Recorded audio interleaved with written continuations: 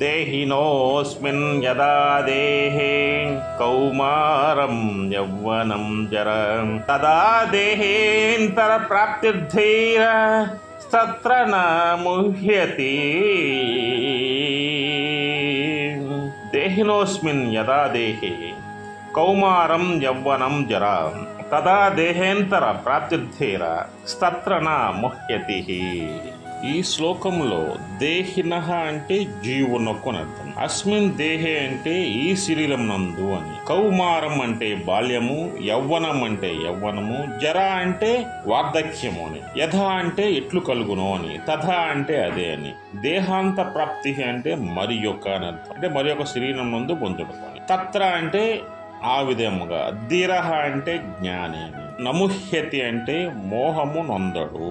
దీని తాత్పర్యం ఏంటంటే జీవునికి శరీరం నందు బాల్య యవ్వన వార్ధక్యములను అవస్థలెట్లు అంటే దశలు ఎలా కలుగుతున్నావో అట్లే మరణానంతరము మరి యొక్క శరీరమును పొందుచున్నది.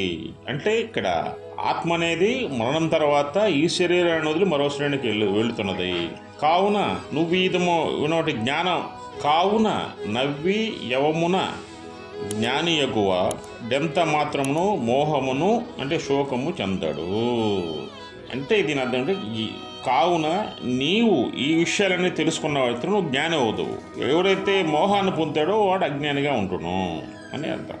అయితే వాఖ్యానం ఏంటంటే మనిషి జీవితంలో మనిషి పుట్టినప్పుడు బాల్య స్థితిలో ఉంటాడు, తర్వాత యవ్వన స్థితిలో ఉంటాడు, తర్వాత మధ్య వయసు స్థితిలో ఉంటాడు, తర్వాత వచ్చేసి వృద్ధాప్యంలో ఉంటాడు. ఇక్కడ మనిషి జీవితము బాల్యము యవ్వనము మధ్య వయస్సు వృద్ధాప్యస్థితులు ఎలా ఉండునో అంటే ఈ వృద్ధాప్యస్థితులకు ఎలా ఉండునో ఈ వృద్ధాప్యస్థితులకు మారేటప్పుడు ఆత్మ బాల్యంలో ఉంటుంది మొదట, తర్వాత బాల్య స్థితి నుంచి యవ్వన స్థితిలోకి మారుతుంది, యవ్వన స్థితి నుంచి మధ్య వయసు స్థితిలోకి మారుతుంది, మధ్య వయసు నుంచి మరణాంతర స్థితిలోకి ఆత్మ మారుతూ ఉంటుంది.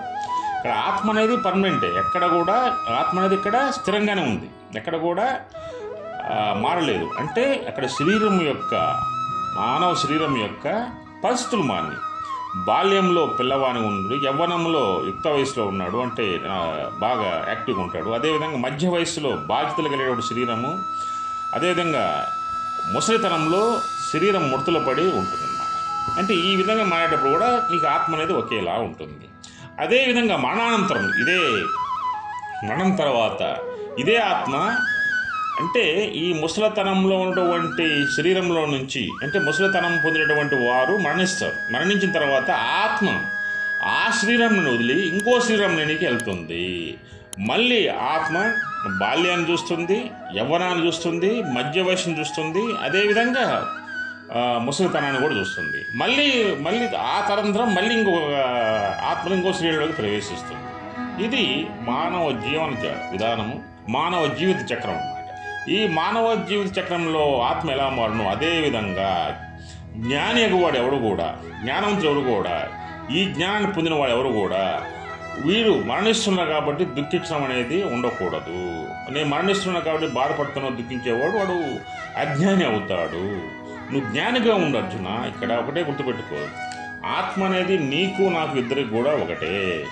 ఈ ఆత్మ అనేది ముసలితనమైనటువంటి శరీరాన్ని వదిలేసి మళ్ళీ బాల్యస్థితికి ఎలా మారును. అదేవిధంగా మన బట్టలు కొన్నాం, ఆ బట్టలు మన శరీరానికి కప్పుకునే బట్టలు కొన్నాం, ఆ బట్టలను ఏం చేస్తాం, మాసిపోయిన తర్వాత ఇంకో బట్టలు వేసుకుంటాం శరీరానికి. అదేవిధంగా ఆ శరీరంలో ఉన్న ఆత్మ అవుతుంది, ఈ శరీరము తర్వాత నాశనం అయితే ఇంకో శరీరంలోకి వెళ్తుంది. ఇదే మానవ జీవన విధానము. లేచి ఇది తెలుసుకుని యుద్ధానికి సన్నద్ధము. శ్రీకృష్ణ. జై శ్రీకృష్ణ, జై శ్రీకృష్ణ, జై శ్రీ.